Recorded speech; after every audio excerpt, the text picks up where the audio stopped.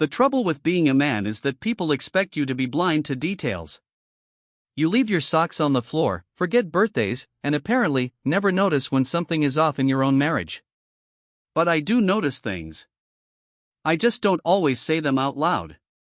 Like last Tuesday, for example. Rebecca had been in an unreasonably good mood. The kind of mood you only see when someone's won the lottery or found a $20 bill in an old coat. She hummed in the kitchen. She even laughed at one of my jokes. You have to understand, Rebecca stopped laughing at my jokes around the time I switched from a six-pack to a dad bod. So, when she genuinely chuckled, at something I said about our neighbor's tragic attempt at parallel parking, my brain took a mental snapshot. Because something was definitely off. Then, later that night, she tried to seduce me. Now, I'm not saying I'm opposed to my own wife being interested in me. I'd like to think I'm still reasonably charming, even if gravity has taken some liberties with my physique. But it was the way she did it. Almost like she was overcompensating. Like she was putting on a show. Rebecca never puts on a show. She's efficient. Practical. She doesn't do the whole lingering touch on the shoulder thing. So, naturally, my first thought was either she wants something, or she did something. 2 days later, I had my answer. It happened at the grocery store, of all places. Now, I'm a simple man. I don't need much in life. Some decent coffee, a good steak every once in a while, and the occasional Sunday where I get to pretend I know how to fix things around the house. But when Rebecca handed me a grocery list and suggested I do the shopping for a change, I knew this was a test. She didn't trust me with grocery shopping.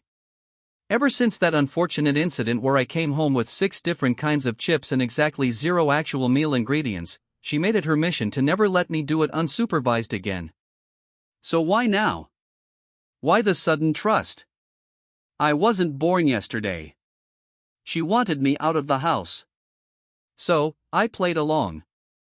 I took the list, nodded like the obedient husband I am, and left. But I didn't go to the store. Oh, no. I parked around the corner, killed the engine, and waited. And, just like clockwork, 15 minutes later, Rebecca left the house. Now, let me be clear, I am not the jealous type. If she had gone out to meet a friend, fine. If she needed to run an errand, no problem. But she wasn't walking like a woman running errands. She was walking with purpose. And I don't know why, but I followed her. Maybe it was gut instinct. Maybe it was the fact that she was wearing shoes she once called too uncomfortable for daily use. But I followed. She walked 2 blocks, took a left, and entered a place I'd never noticed before. Some hole-in-the-wall kind of bar, the kind where the lights are always dim no matter what time of day it is. The kind where secrets live. I gave it 5 minutes before walking in. Didn't want to seem too eager. Inside, it smelled like cheap beer and desperation. A few scattered patrons sat at the bar, nursing their regrets in liquid form. And there, in the back corner, was Rebecca. Sitting across from a man. Now, if this were some kind of dramatic movie, I'd say my heart stopped. But that's not how it works. My heart didn't stop. It sped up. It got loud, pounding in my ears like an obnoxious drum solo. The guy wasn't anything special. Average height, average looks, the kind of face you forget immediately after walking past it.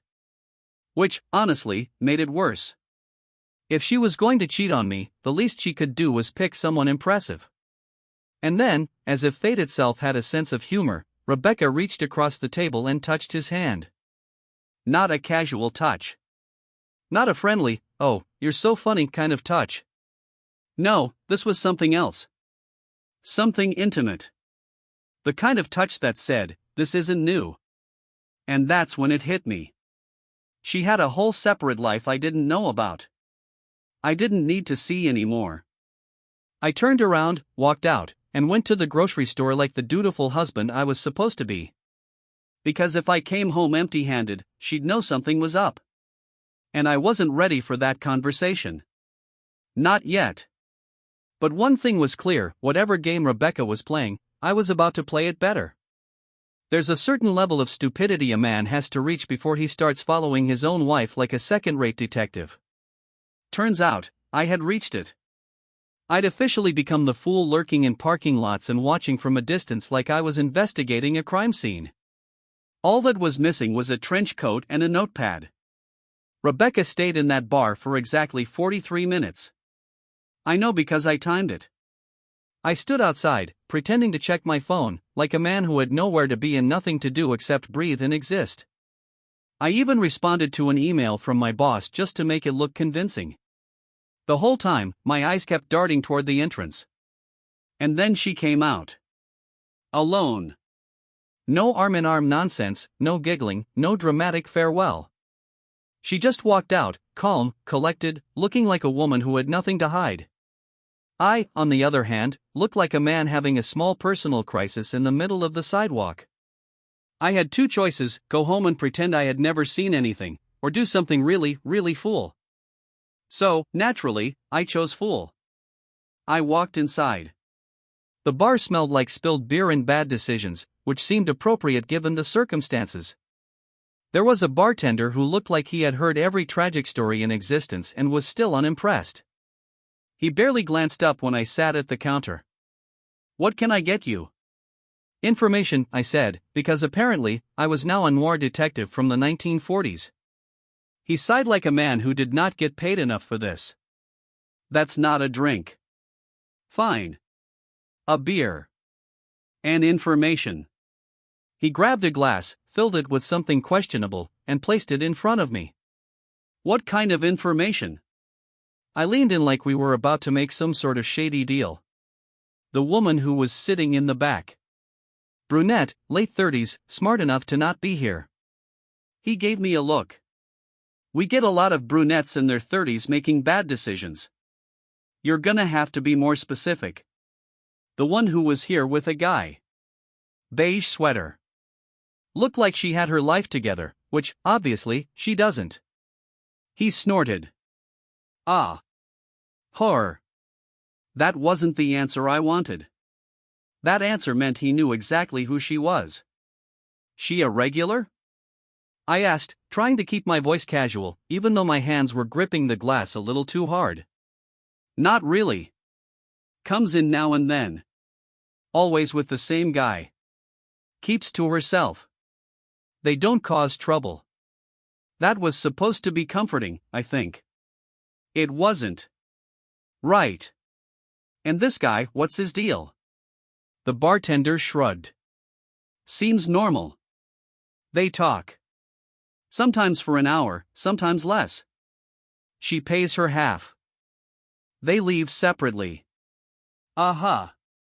I took a sip of my beer, even though my stomach felt like it was turning itself inside out. "And what do they talk about?" He gave me a dry look. "You think I stand around eavesdropping on every conversation? That's literally your job." He let out a tired chuckle. "Look, buddy. If you're trying to catch your wife doing something shady, you're gonna have to do better than asking me for gossip. You want something solid, hire a private investigator like a normal paranoid husband." That was the second time someone had called me buddy in the last 10 minutes, and I was starting to take it personally. I downed the rest of my beer, tossed a few bills on the counter, and left before I said something embarrassing. The walk back to my car felt longer than before. I wasn't sure what I had expected to find: some grand confession scrawled on a napkin. A bartender who would lean in and say, "Oh yeah, your wife? She's totally cheating, buddy. Here's the exact timeline of her betrayal." Instead, I had vague answers and a beer I didn't even enjoy. I drove home, my head filled with too many thoughts and absolutely no solutions. When I walked inside, Rebecca was sitting on the couch, scrolling through her phone like it was any other night. She looked up and smiled, the kind of smile that was supposed to make me feel like everything was normal. "Hey," she said. "How was the store?" I stared at her for a second too long.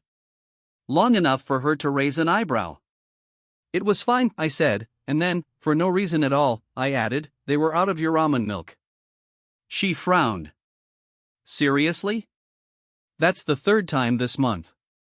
And just like that, we were back to normal. Except now, I knew normal was a lie. Rebecca had a habit of talking in her sleep. Not in a full sentence, creepy horror movie kind of way, but in random, disconnected words that didn't make sense. She'd mumble things like blue chair or left the oven on and roll over like she had just solved world hunger. I never paid much attention to it before, but now, every night, I lay awake listening, hoping she'd slip up and say something incriminating. Instead, I got banana suitcase, which, while mildly concerning, wasn't exactly proof of an affair. I needed real answers. The next morning, Rebecca went through her usual routine, getting ready for work, making it look like she wasn't lying to my face on a daily basis, and leaving with a perfectly normal goodbye. And I, the responsible husband, had officially decided to spend my entire day not working and instead investigating my own marriage like I was in some kind of low-budget detective show. There were a few options. 1, I could go through her stuff, but Rebecca wasn't stupid. If she was hiding something, it wouldn't be in a place I could just stumble upon. 2, I could follow her again, but after my very unsuccessful attempt at blending into a bar crowd, I figured I wasn't exactly cut out for a career in surveillance. So, I went with option 3, find the guy. She wasn't stupid, but neither was I. The bartender said she always met with the same man. That meant he wasn't just some random fling. He was important. Important enough to meet regularly. Important enough to have a routine. And if there's one thing I've learned in life, it's that people don't just break routines for no reason. Rebecca left for work at exactly 8:15 every morning. I gave it an hour, then grabbed my keys and drove back to that bar. It was closed. Right. Probably should have checked their hours first. Not wanting to waste a trip, I parked across the street and waited. If this guy was someone who met her regularly, maybe, just maybe, he'd be stupid enough to show up again. And, because the universe has a sense of humor, someone did. Not the same guy, though. This one was older, maybe late 50s, wearing a suit that looked like it had been ironed with someone's bare hands. He walked up to the locked door, checked his watch, then knocked. The bartender from the other night opened it, looked annoyed, and let him in. Interesting. I got out of my car and casually walked toward the bar like I had any reason to be there. The door had already shut, but through the window, I saw them talking. The bartender looked irritated. The suit guy looked impatient. A few minutes later, suit guy handed over an envelope. Now, I don't claim to be a genius, but I know a shady exchange when I see one. Before I could overthink it, I knocked. The bartender opened the door, immediately looking exhausted. You again, he said. Me again. I nodded at the guy inside. Friend of yours? The bartender exhaled through his nose. Nope. And before you ask, I'm not in the mood to play guess what my wife is doing behind my back again. The guy in the suit turned around, and I got a better look at him. He had the kind of face that had probably been attractive 20 years ago before stress and bad decisions took over. He stared at me like I was some kind of inconvenience. Can I help you? He asked, in a voice that suggested he had absolutely no intention of helping me. Yeah, I said. Who are you? He smirked, like I had just asked the dumbest question in the world. Depends. Who's asking? The guy whose wife keeps coming here to meet with some mystery man, I said. Figured I'd skip a few steps and start shaking hands with the people involved in my humiliation. He gave the bartender a look. The bartender sighed and walked off, clearly deciding this was no longer his problem. The suit guy turned back to me, his smirk still firmly in place. Rebecca's husband, huh? My stomach twisted. He knew her name. That meant he wasn't just some random guy. You got a name? I asked. Patrick, he said. No last name. No further details. Just Patrick. Right. And how do you know my wife, Patrick? He looked at me for a long moment, then chuckled. You should ask her that. That was the wrong answer. I wasn't in the mood for vague hints and smug smiles. See, I would, I said, but she's a very talented liar. You, on the other hand, don't seem nearly as polished. So, I figured you might slip up and actually tell me something useful. Patrick shook his head, still amused. You got guts, I'll give you that. Guts aren't really what I'm looking for right now, I said. Answers would be nice, though. He rubbed his jaw like he was debating something, then finally said, I'm not the guy you're looking for. That's exactly what the guy I'm looking for would say. Patrick let out a low chuckle. Fair point. He tilted his head, studying me like I was an interesting puzzle.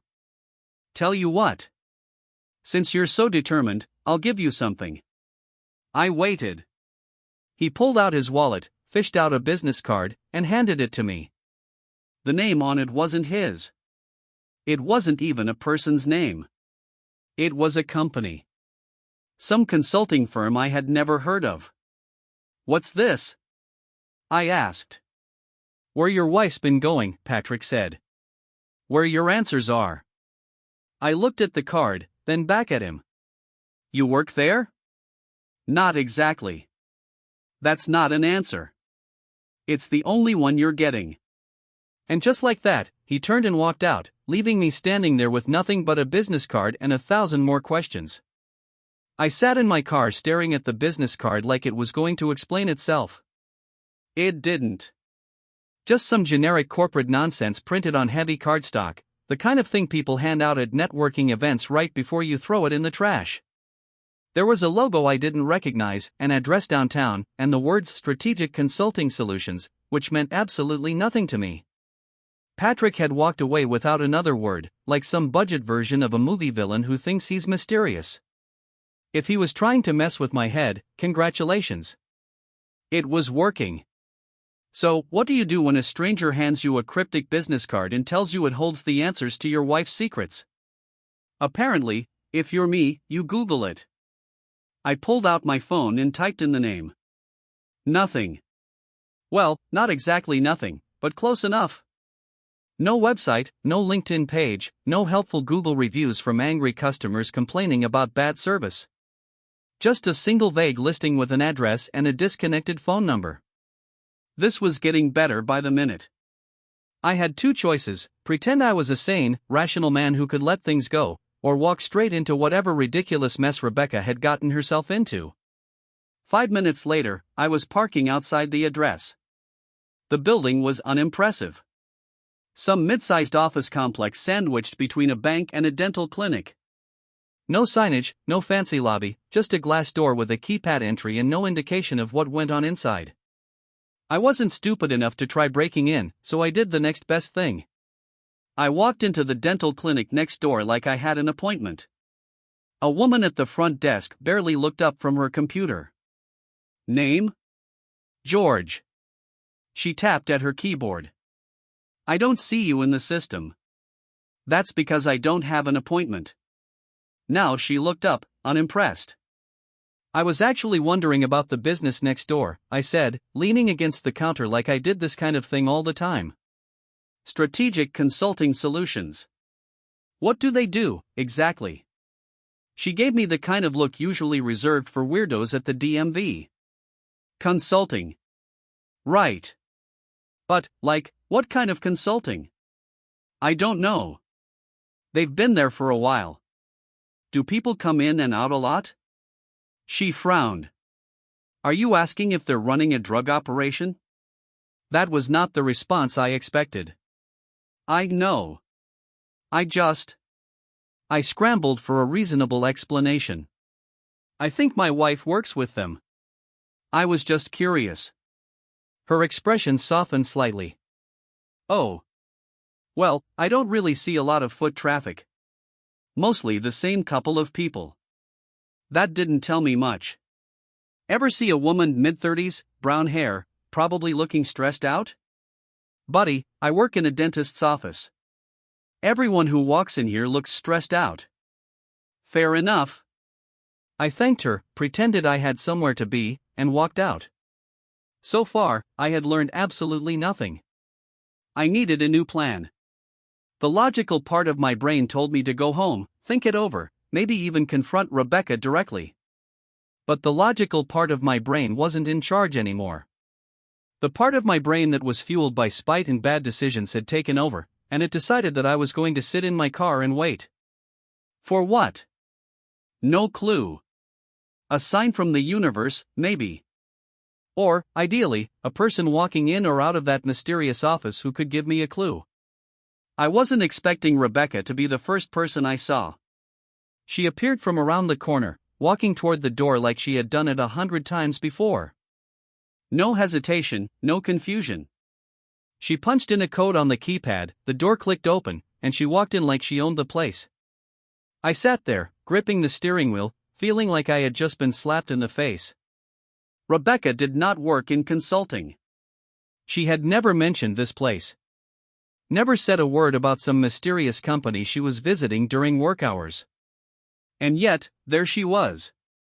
So now, the question wasn't whether she was hiding something. That was obvious. The real question was, what exactly had my wife gotten herself into?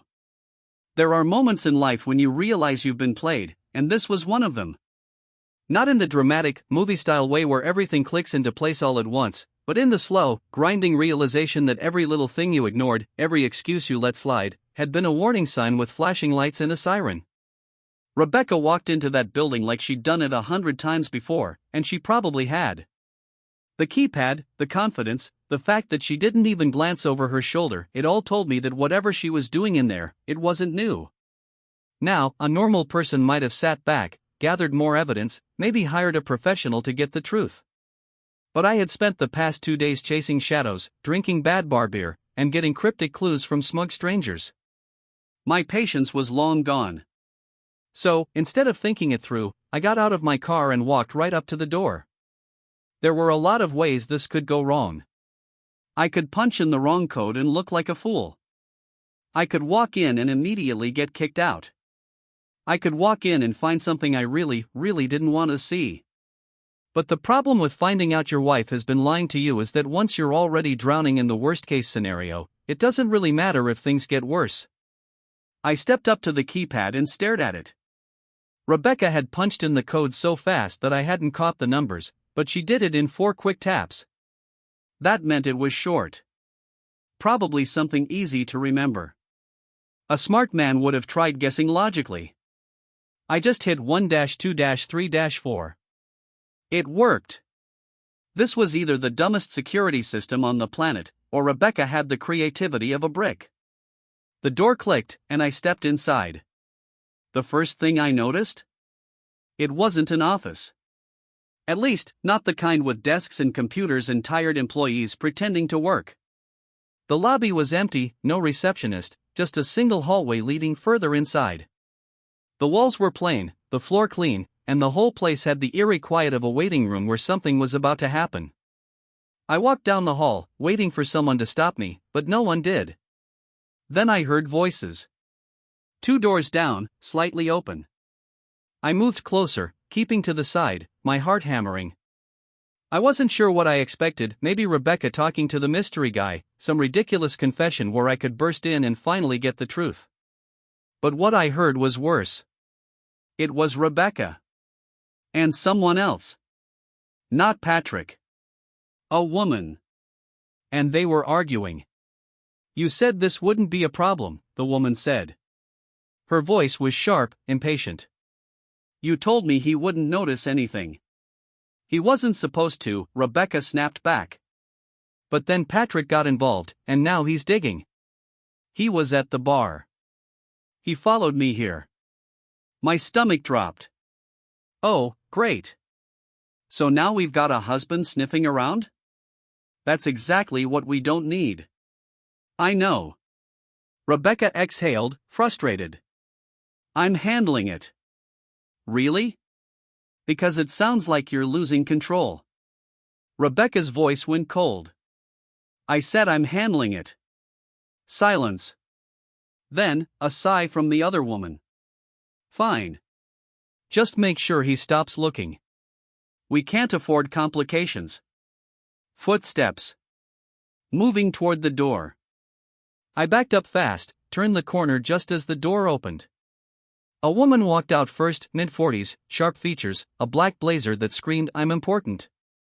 She barely glanced around before heading in the opposite direction. I waited. Then Rebecca stepped out. And I walked straight toward her. She saw me immediately. Her whole body went stiff, her eyes widening for half a second before she caught herself. But that was all I needed. Funny place to have work meetings, I said. She recovered fast. George. What are you doing here? Following up on some business consulting, I said. You know, since you've been spending so much time here. She swallowed. I can explain. Oh, I bet you can. In fact, I'd love to hear whatever carefully crafted nonsense you've got planned for me. Not here, she said, glancing around. Why? Afraid someone's gonna hear? I gave her a pointed look. Or just afraid I already did? Her jaw tightened. Let's go outside. We walked in silence back through the hall, past the keypad, through the front door. I stopped just outside, arms crossed, waiting. She ran a hand through her hair. It's not what you think. Oh, I think it's exactly what I think. She hesitated. Then, finally, she sighed. Fine. You want the truth? I waited. I owe someone money. I blinked. That's your story? That you're suddenly in deep with loan sharks or whatever garbage excuse you've come up with? It's not loan sharks. Then what? She hesitated again, and I knew. Right then, I knew. It wasn't about money. It wasn't about work. It was about him. Whoever he was. I smiled. You know what? Don't answer that. She frowned. George. No, really. I've heard enough. And I turned and walked away. I didn't need a confession. I didn't need the details.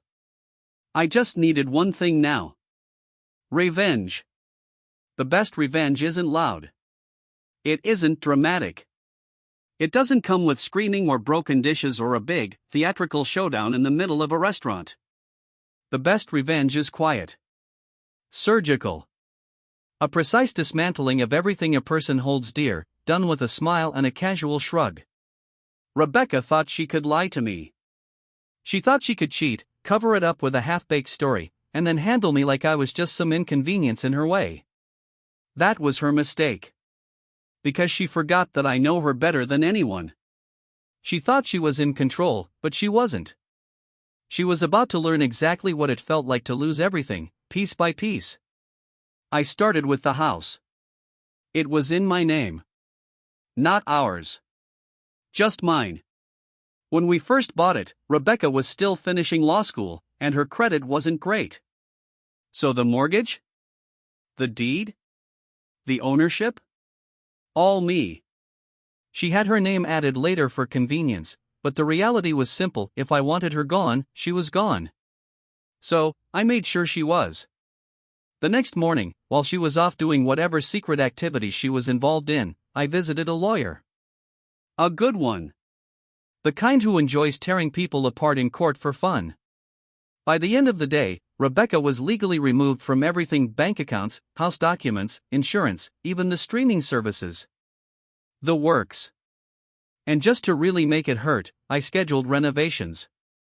Expensive ones. Ones that required the house to be empty for at least 6 weeks. Which meant Rebecca. Out. Effective immediately. Then, there was the money. Rebecca wasn't exactly bad with finances, but she was reckless. A spender. Someone who saw a credit card limit as a challenge, not a restriction. She had savings, sure, but nothing close to what she'd need to comfortably start over on her own. That's where I came in. Since she'd been using our joint accounts for most of her day-to-day expenses, I made sure those accounts ceased to exist. Every penny she had access to was either frozen, moved, or legally rerouted to me. When she checked her bank app that night, all she saw was a big, fat zero. And then came the final piece: her job. Now, I could have gone nuclear. I could have exposed whatever shady business she was involved in, reported her to her firm, ruined her entire career. But that would have been too easy. Instead, I did something better. I sent a friendly, professional email to her boss. Not an accusation. Not an angry rant. Just a concerned husband reaching out about Rebecca's recent stress levels and time away from work. I mentioned that she seemed distracted, unfocused, that I was worried she might be overextending herself. Her boss responded within the hour, thanking me for my concern and assuring me that they would re-evaluate her workload and ensure everything was being handled appropriately. Corporate speak for, she was about to get a surprise meeting with HR. And the best part? She wouldn't even know it was me. By the time Rebecca got home that evening, I was already gone. My stuff? Packed. The house? Locked. The security code? Changed. She called me 23 times. I didn't answer once. The next morning, I sent a single text. Handled it. Then I blocked her. Thanks for watching. Please hit the like button and rate the story in the comments.